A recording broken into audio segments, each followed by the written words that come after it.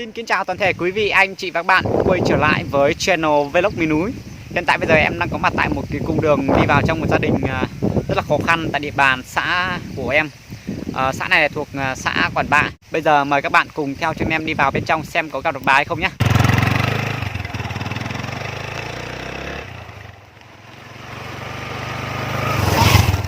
Là em đã đến được cái đường mà đi vào nhà bà rồi. Nhưng mà cái đường này nó rất là rậm. Hôm nay đi thì không may trời mưa rất to, cả người ướt hết sạch luôn các bạn ạ. Đây vẫn còn đang mặc trên người cái bộ áo mưa nhưng mà cái này cũng không che được cái gì. Bây giờ cả người ướt hết sạch luôn. May mà có cái mũ này để che cái đầu chứ không thì không dám đi xe nữa. Mưa rất là to luôn các bạn. Giờ quay cho bạn xem cái con đường đi vào trong nhà bà nhé. Đây nhà bà kia rồi. Không biết là bà còn ở nhà hay không. Con đường đi vào nhà bà nó rất là rậm luôn này.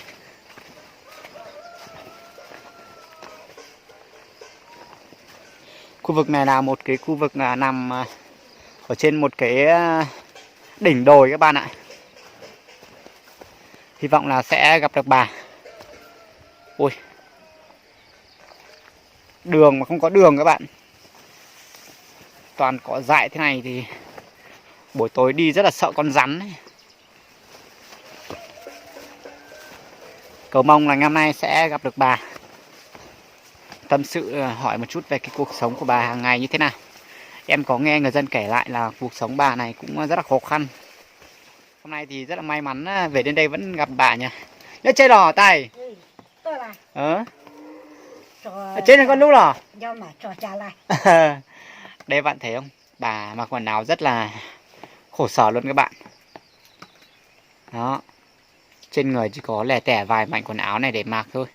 Các bạn, giờ thì em cũng vào được trong nhà rồi thì sẽ cởi cái quần áo này ra, cởi cái bộ áo bư này ra để thoải mái hơn khi nói chuyện với bà các bạn nhé. Sẽ ngồi để tâm sự với bà một chút, rồi quay cho bạn xem xung quanh ngôi nhà của bà, cái cuộc sống của bà hàng ngày như thế nào các bạn nhé.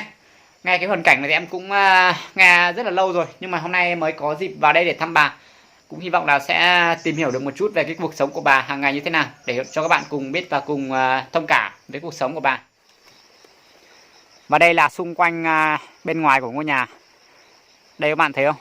Nhà nước cũng hỗ trợ một khoản vốn để cho họ làm được một cái ngôi nhà cho bà. Cái nền thì cũng có làm được nền xi măng khá là chắc chắn các bạn ạ.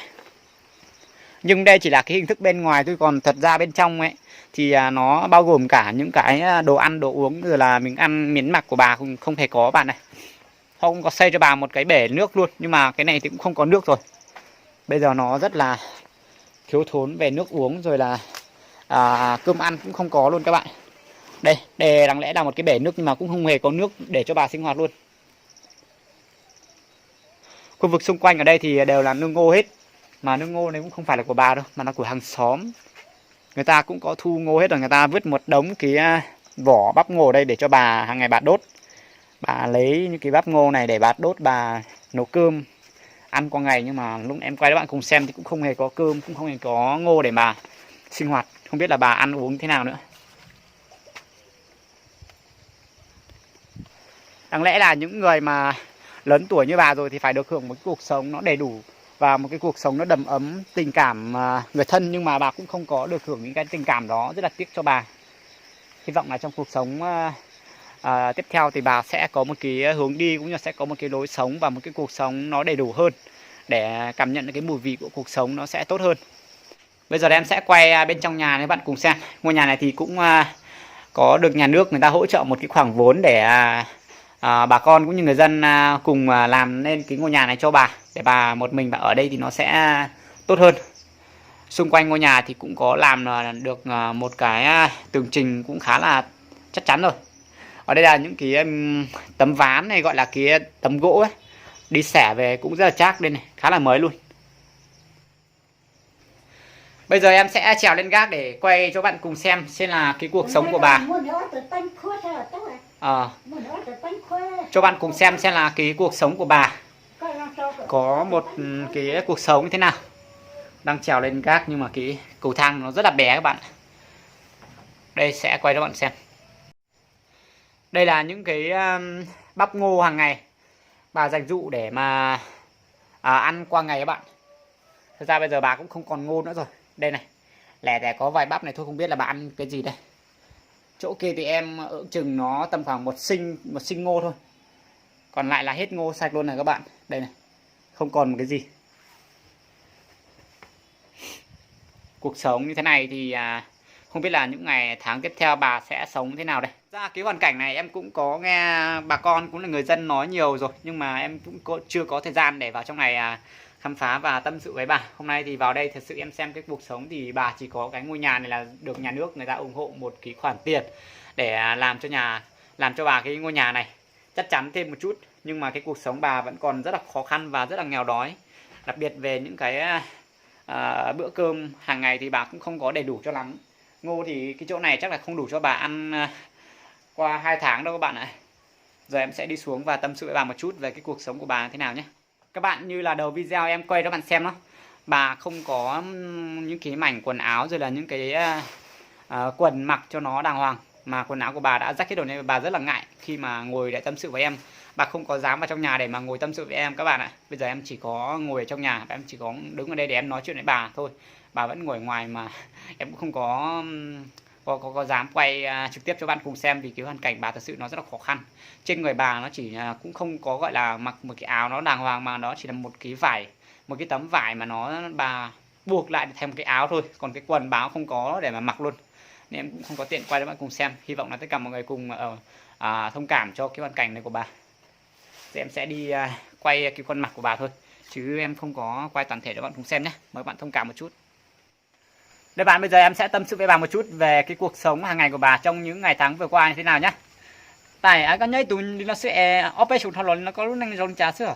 Xin này lo. Xin này. Giờ lo mang e này răng này lấy mà sức bệnh này lo. Thằng gió là tụi tán nó chỉ mua có chỉ mấy từ vào là chỉ mình nhổ tên là. Cô tới chỉ mua mình nhổ. Vào tên này chỉ vô là. Tới chỉ vô. Ít thì chỉ vô đi. Ít thì chỉ vô lên mà. Em bố mua tụi bố năng trà là chỉ cứ tí nhớ sẽ thế. Năng trà một chấm hết. Mà là nhớ đây tàng là nhớ tên nhớ sao? Đã tên họ tới rồi mà. Nó đi có cứ là chỉ muốn nó là của cá thớp bún nó thế. Cô bố kiểu cô mua con tàu hết. Ông có thế là. Đây các bạn, em mới hỏi bà về cái cuộc sống trong những cái tháng vừa qua thì bà có tâm sự là từ nhỏ đến giờ thì bà cũng không có lấy chồng và không có con cái đâu cả. Đấy, anh em thì vẫn có nhưng mà người ta ở xa hết. Đó, bà sống mà một mình cô lập ở trong cái chỗ này là một cái đồi các bạn này, một cái quả đồi. Ở trong cái quả đồi này các bạn. Đấy, thì hôm nay em có qua đây thì cũng có mang một chút quà, thì em sợ là cũng không có gặp được bà ấy. Nên là cũng chỉ mang cái tâm của mình để ra đây thăm bà, thăm hỏi bà cái cuộc sống của bà hàng ngày thế nào thôi. Mà thực sự nhìn vào cuộc sống của bà thì bà chỉ có được cái ngôi nhà này là được nhà nước hỗ trợ một cái khoản tiền để người dân cũng như là họ ủng hộ và làm cho bà cái ngôi nhà này nó chắc chắn một chút. Thì đó là một cái mà bà gọi là bà có thôi, chứ còn thật sự ra những cái miếng ăn miếng mặc thì bà không hề có bạn nhé. Đây các bạn thấy bà mặc những cái áo này, nó đâu phải là cái áo đâu mà bà buộc lại đó các bạn ạ. Đó, đây là những cái vải mà bà buộc lại để thành cái áo bà mặc thôi. Còn bên dưới cái quần ấy bà cũng không hề có quần luôn, bà chỉ lấy một cái vải để bà quấn quanh người chứ không phải là cái quần các bạn ạ. Thật sự rất là khó khăn. Mong muốn gặp được bà một lần nữa để trao cho bà một cái cơ hội, một cái tia sáng cuối cùng, giúp đỡ cho phần nào bà cái cuối đời còn lại sẽ sống tốt hơn và có thêm niềm hy vọng cũng như là có thêm một cái động lực sống nó tốt hơn các bạn nhé. Tại vì hôm nay thời tiết cũng không có ủng hộ em cho lắm, em đi vào trong này thì trời mưa rất to các bạn, con người em ướt hết này. Đó, áo thì ướt hết, cả người không còn chỗ nào mà không ướt cả. Nếu mà em mang đồ đạc vào trong này thì chắc chắn là sẽ bị hỏng hết rồi, không còn dùng được nữa. Nên là em cũng không có gì để tặng cho bà.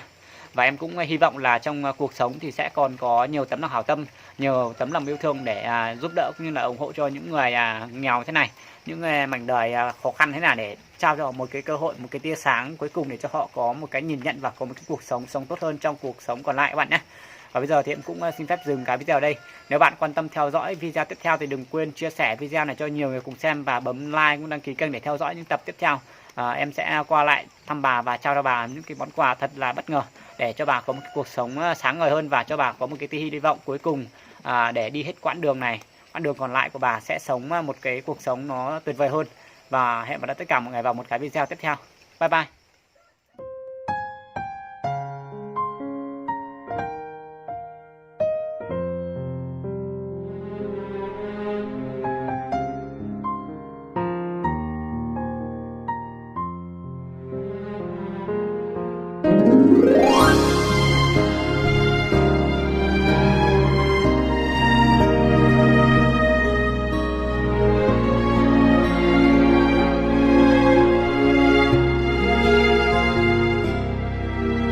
Cuộc sống đôi khi rất vui, đôi khi rất buồn bạn ơi. Cuộc sống đôi khi khó khăn, đôi khi vẫn êm đềm trôi.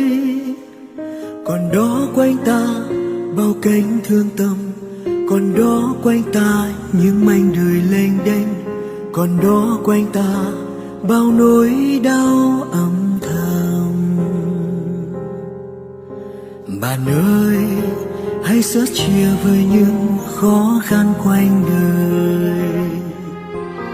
Bạn ơi, hãy mở rộng tấm lòng yêu thương thế gian. Niềm vui sẽ dâng lên trong lòng, niềm vui sẽ theo ta suốt đời và sẽ cho ta niềm hạnh phúc.